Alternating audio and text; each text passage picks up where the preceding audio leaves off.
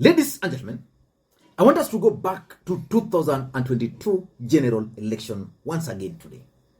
Why do you think Wafula Chebukati's led IEBC decided to postpone gubernatorial elections in two counties, that is Mombasa County and Kakamega County? Because those two counties were unique in a way. Number one, those two counties were ODM strongholds. Number two, the two counties were actually the home to the ODM deputy party leaders, that is Ali Hassan Joho and Wycliffe Ambetsa Oparanya. The truth of the matter is that Wafula Chebukati, working very closely with William Ruto, really wanted to suppress the voter turnout in those two counties because they were not sure on how they were going to achieve the 50% plus one vote if they did not control the voter turnout in those two counties. And immediately after that election, William Ruto started plotting for 2027. And his focus then shifted to ODM strongholds. So William Ruto focused on four counties: Mombasa, Kakamega, Kisii, and Busia. And William Ruto then embarked on a strategy on how he was going to win the support of those governors. And before Raila Odinga and Azimio knew, the governor for Mombasa was already working with Ruto. The governor for Busia was already working with Ruto. The governor for Kakamega was working with Ruto. And the governor for Kisii was the biggest surprise. Simba Arati started working with William Samoei Arap Ruto. Your Excellency the President, Your Excellency, nataka nichukue nafasi hii nikukaribishe Kisii rasmi. Najua wewe ulikuwa katika mlengo ule, sasa wewe ndio rais na lazima tutafanya kazi na wewe. Pili, Your Excellency, barabara vile umeiona, hii barabara imeua watu wengi sana. Kuna mtu ambaye amepewa contractor ya hapa, anachimba barabara kwa jembe. Tafadhali Your Excellency, kwa sababu wewe ndio rais, pesa unazo kama the president. Nataka nikuulize tu, kwa muda huu wa miaka 5, Mungu akubariki, hii barabara tufungulie kutoka hapa mpaka Sotiki.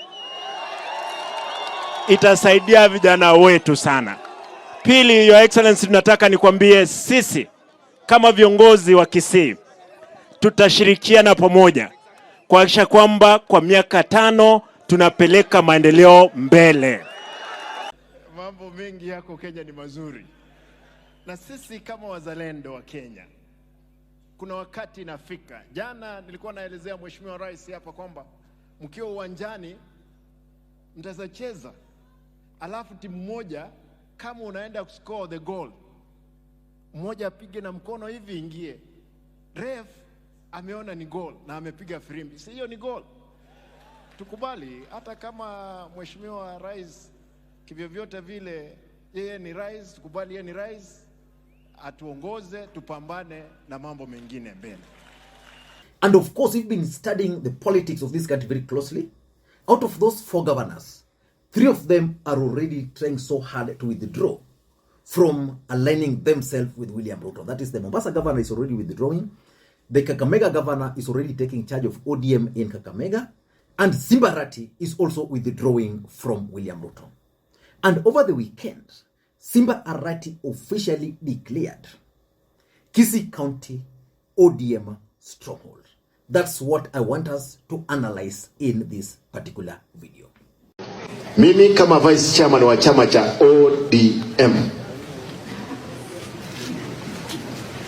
vile ndugu zangu wa UDA wanaendelea kujipiga kifua, nataka niseme kwamba hapa Kisii ni ODM. Ni ukweli? Kwa hivyo mkikuja polepole. Ajari hapa ni Azimio ilishinda. Kwa hivyo sisi na hatuna shida, tutafanya kazi pamoja na serikali.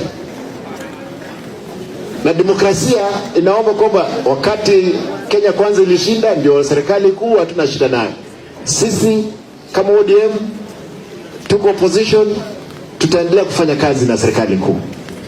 Na nataka nimalize kwa kusema Mheshimiwa Rais akikubali anakuja, tunakaribisha yeye, tunafanya naye kazi na tunaomba yeye kazi kutoka ile iko juu. Hatuko vita yoyote. Sisi hawa watu ni watu wangu wote, wakuwe wa UDA, wakuwe wa UPA ambayo ni nyumba ya Omondi, ikuwe ODM chama tukufu cha kitaifa. Hiyo yote sisi tuko watu wamoja, na hawa watu wote ni watu wangu. Kwa hivyo watu wangu hapa, nataka nikichukua nafasi hii nimkaribishe speaker. Nataka nikwambie nakupenda, wewe ni jirani yetu hapa. So why do you think Simba Arati finally decided to declare Kisii County an ODM stronghold? The truth of the matter is that Simba Arati was Raila Odinga's project. Raila Odinga convinced him to leave Nairobi. He once explained that. He came to Kisii. Then from Kisii, he won, and his entry in Kisii actually caused serious political headache for Raila Odinga. It actually led to the departure of Raila Odinga's key allies from Kisii, long-time key allies, Janet Ongera and the former governor, James Ongwae. So in this video, I want to explain to you guys the real reasons behind Simba Arati's latest move to declare Kisii County as an ODM stronghold.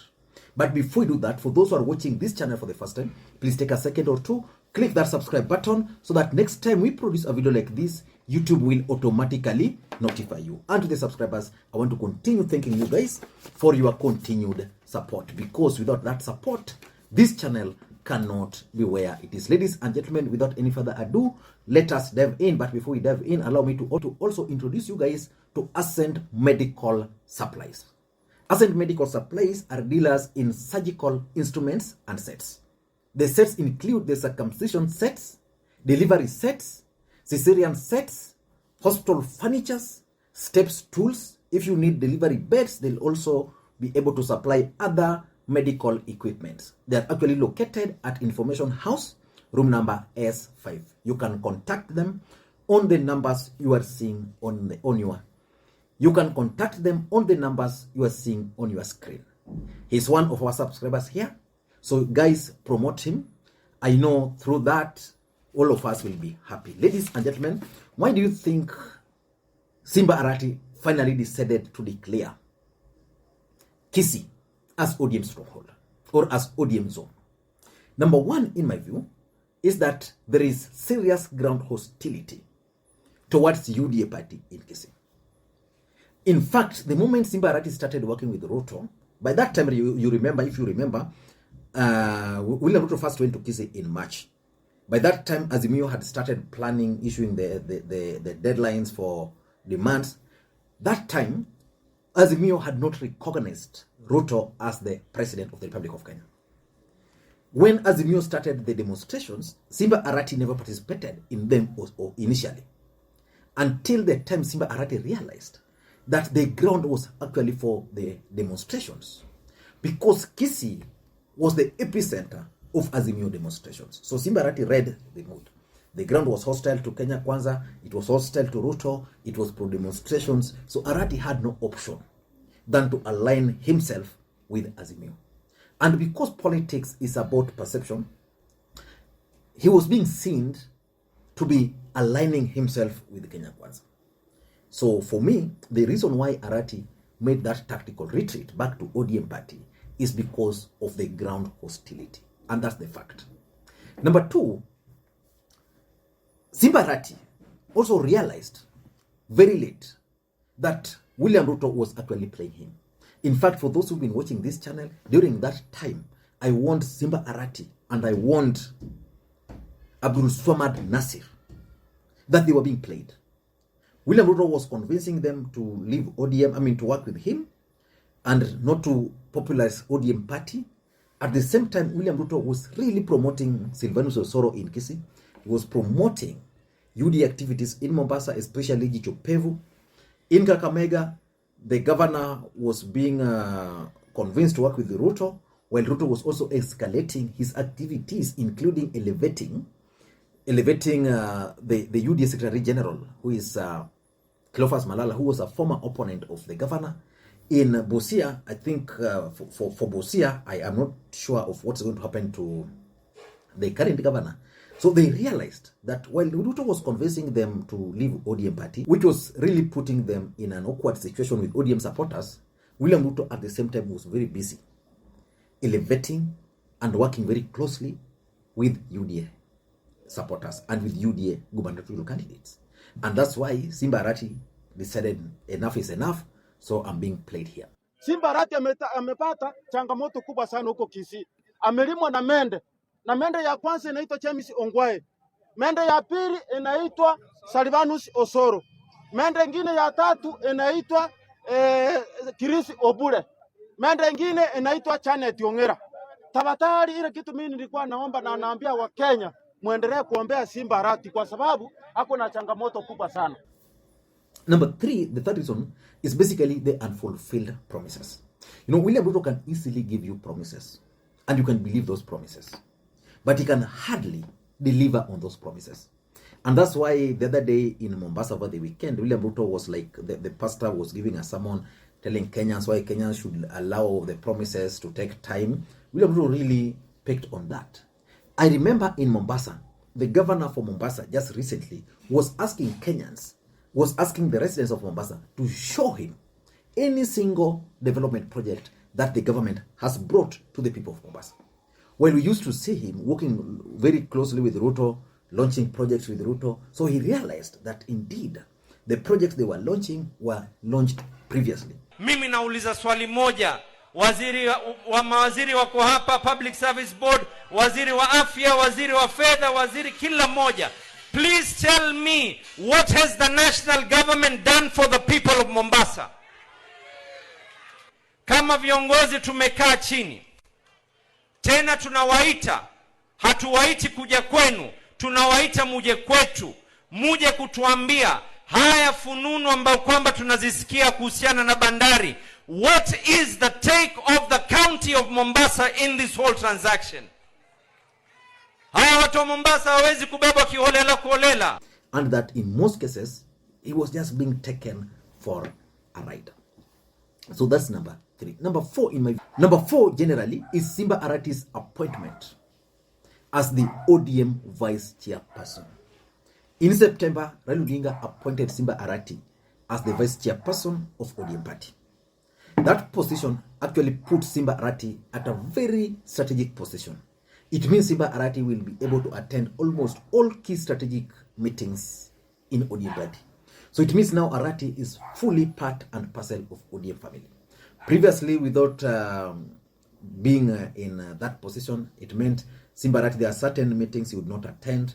Maybe as a governor he would attend, but majority of the strategic meetings he would not attend. But now he's fully in ODM party. So which means Simba Arati can actually plan and strategize his politics from a perspective of an insider in ODM. And lastly, in my view, I think it also has to do with Raila Odinga succession politics.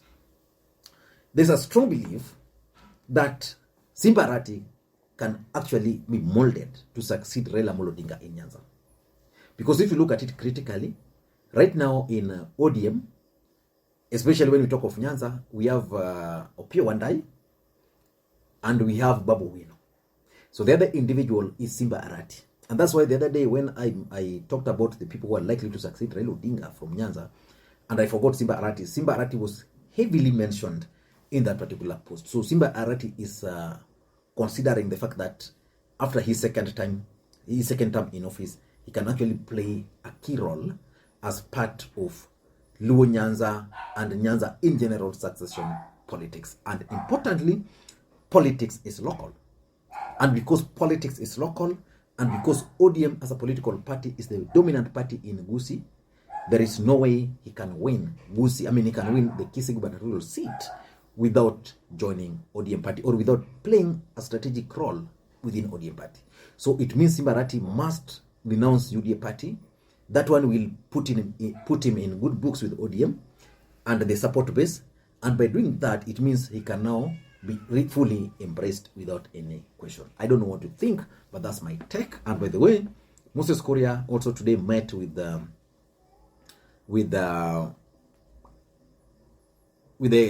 kingpin, Mount Kenya kingpin, the chairman himself, Maina Njenga. Is that also significant? I think it's also significant. Maybe tomorrow we can look at it. Until next time, this is Lee Makwiny. By the way, I realized I forgot to put on my mic. So I've recorded it with the original sound of the mic. So let me know if it's okay. Hopefully it's okay. And until next time, this is Lee Makwiny.